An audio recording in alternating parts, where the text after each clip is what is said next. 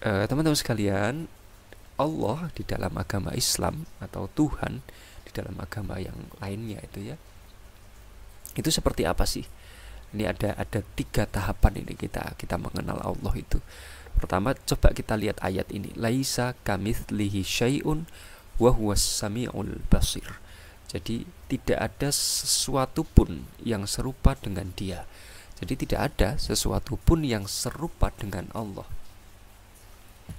Dan Dia yang maha mendengar. Jadi Allah itu maha mendengar dan juga maha melihat. Wa huwas samiul basir.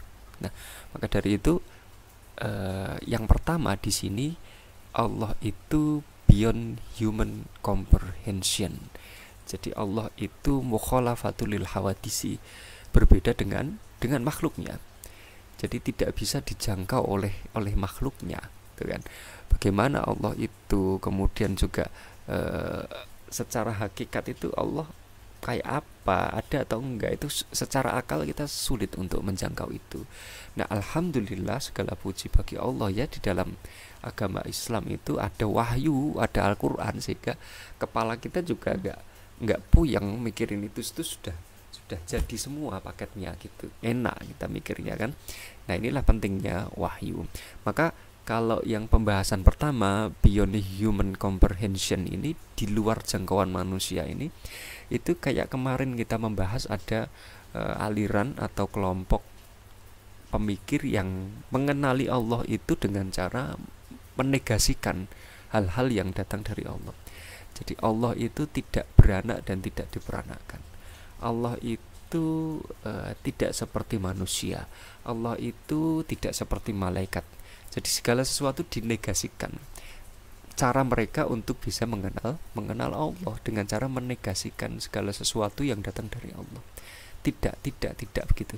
Tapi kalau itu diteruskan, tidak itu kan tidak mengkonfirmasi ya, itu jadi nanti susah. Gimana kita mau mengenal sesuatu yang tidak bisa kita kenal? Ya kan susah, nggak bisa itu. Nah, jadi di luar jangkauan manusia Allah itu. Di ayat ini laisa kamitslihi syai'un wa huwas samiul basir. Nah, kalau fakta yang pertama bahwa Tuhan itu, Allah itu beyond human comprehension, mukhalafatul lil hawadisi, tapi kok ada loh orang-orang yang berusaha terus-menerus untuk mengenal Allah. Termasuk kita sebagai seorang mukmin, orang yang beriman kepada Allah, kewajiban kita begitu lahir itu kita mengenal Allah gitu loh. Sampai sekarang kita terus berusaha untuk mengenal Allah dan terus mendekat kepada Allah melalui pengenalan itu, ya kan? Nah, ini nanti akan biasanya dibuktikan dengan 2 cara gitu. Ada orang yang berusaha terus mengenal Allah, padahal Allah itu di atas jangkauan manusia, di atas jangkauan makhluk. Tapi kok ada makhluk, ya kan? Kecenderungan makhluk yang terus berusaha untuk mengenal Tuhannya. Bagaimana cara mengenal mereka? Tidak menggunakan teologi negatif yang seperti kemarin-kemarin itu ya, tapi menggunakan logika dan analogi. Itu kalau di bawah ada ini logika dan analogi. Nah, ini logika itu ya gampang. Kayak misalkan kita coba lihatlah alam semesta yang teratur ini. Alam semesta yang begitu sangat luas. Bahkan kita tidak mengerti batasnya sampai mana. Semua benda langit yang berputar di langit yang kita lihat kalau malam itu, mereka tidak tabrakan gitu, berputar, beredar pada garis edarnya. Begitu rapi. Bagaimana molekul atom itu dibentuk sangat teratur. Itu mesti ada yang menciptakan. Itu mesti ada yang mengatur. Nah, logikanya seperti itu. Kalau itu tidak diatur, bagaimana mereka bisa teratur, gitu kan? Mesti ada yang mengatur. Nah, logikanya seperti itu. Nah, jalan pertama ini yang ditempuh oleh sebagian orang, yaitu dengan cara logika tadi. Nah, kemudian juga ada cara analogi, gitu. Analogi ini kalau di dalam hadis itu janganlah kalian berpikir tentang Allah, tapi berpikirlah tentang ciptaan Allah. Tafakkaru fi khalqillah wala tafakkaru fillah. Janganlah kalian berpikir tentang zat Allah, tapi berpikirlah tentang ciptaan Allah. Maksudnya bukan kemudian zat Allah itu tidak boleh sama sekali kita pikirkan, tetapi maksud dari hadis ini adalah kenali Allah itu dengan mengenali ciptaannya gitu. Misalkan gini, kita punya bapak ya, punya manusia itu punya orang tua. Orang tua itu kan kita maha penyayang sekali dengan anaknya kan. Sangat sayang kalau anak kehujanan dikasih anduk, diusap-usap kepalanya ya, dikeringkan, dibuatin teh hangat, dipeluk, dihangatkan gitu kan. Sakit ya dikompres, diobati, dibawa ke dokter. Sayangnya orang tua sama kita.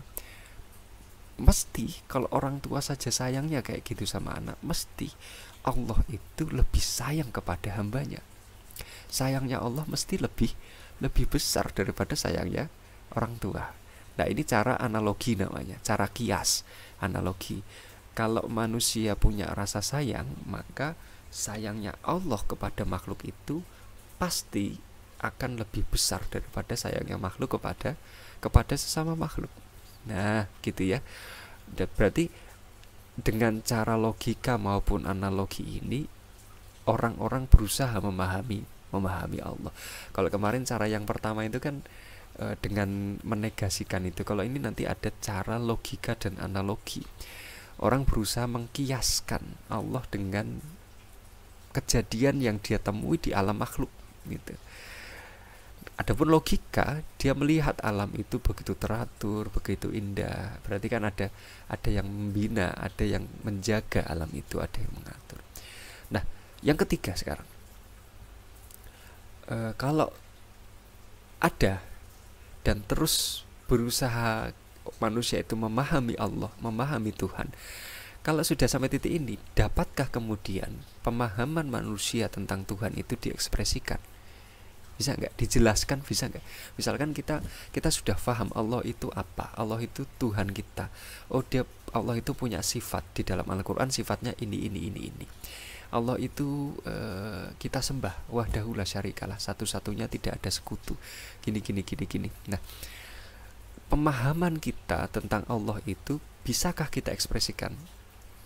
Nah, ini jadi isu lagi nih, ini jadi diskusi yang panjang juga ya. Ada beberapa orang mengekspresikan pemahamannya, mengekspresikan keimanannya terhadap Allah itu dengan language game namanya, permainan bahasa, language game gitu. Kalau gini loh cara gampangnya, misalkan kita mendeskripsikan apa itu rasa asin. Coba deskripsikan, coba jelaskan apa itu rasa asin. Oh Pak, asin itu rasa yang nggak bisa, susah kan mendeskripsikan rasa asin tuh susah. Kita jelaskan rasa asin itu ke orang atau presentasikan rasa asin itu di kelas gitu. Orang-orang sekelas ya bingung sendiri, asin tuh gimana sih rasanya, bingung gitu. Karena apa? Baru kita yang mencicipi rasa asin itu, baru kita yang mencicipi garam. Tapi orang yang kita jelaskan ketika dia belum mencicipi garam, maka dia juga belum akan memahami apa itu rasa asin. Begitu ya.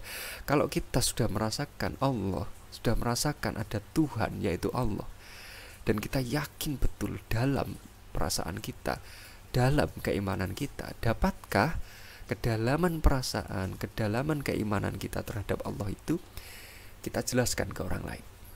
Nah, singkatnya yang ketiga ini seperti itu. Bisa nggak itu? Nah, sebagian orang nanti ada dua aliran ya, yang memahami Allah itu tekstual.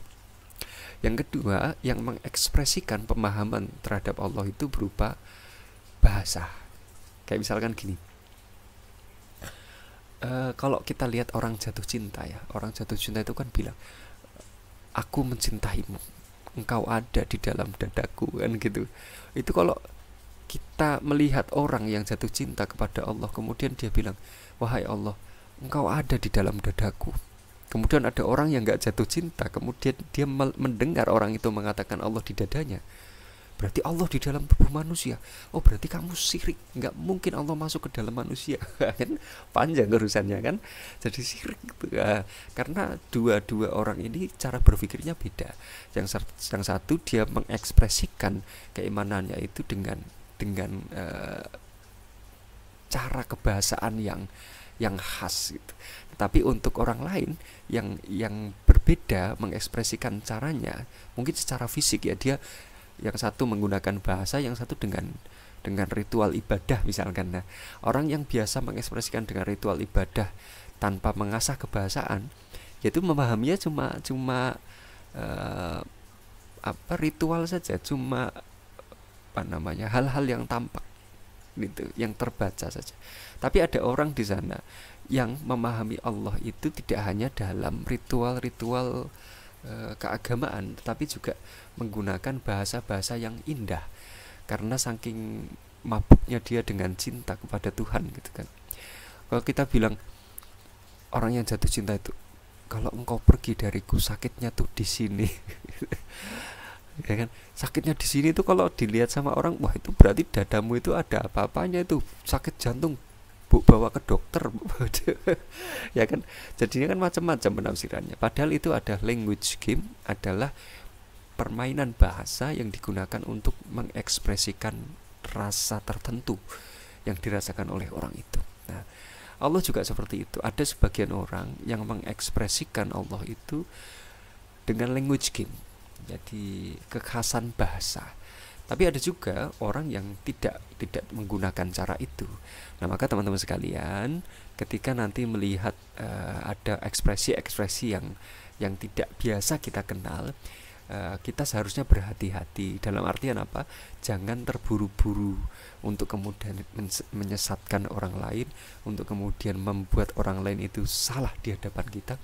Kita konfirmasi dulu, tabayun dulu, maksud kata-kata itu apa gitu. Jangan jadi sumbu pendek ya, jangan jadi orang yang terburu-buru dalam menyalahkan orang lain. Karena bisa jadi orang lain itu memahami Allah, memahami Tuhan itu dengan cara yang berbeda gitu.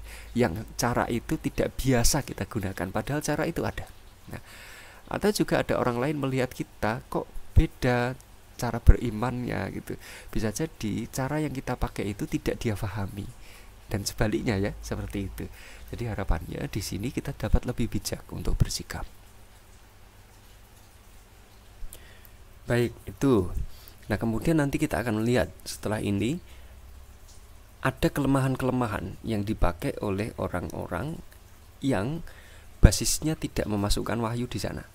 Biasanya kan kalau orang yang tidak beragama itu memandang Allah itu sesuatu yang perlu, satu, disikapi dengan empiris, yang kedua dilihat, ditimbang, dinilai dengan rasional atau tidak rasional, empiris atau tidak empiris. Maka nanti ada dua madhab ya dalam memahami Tuhan, itu madhab empirisme dan juga madhab rasionalisme. Nah, kita lihat di sini.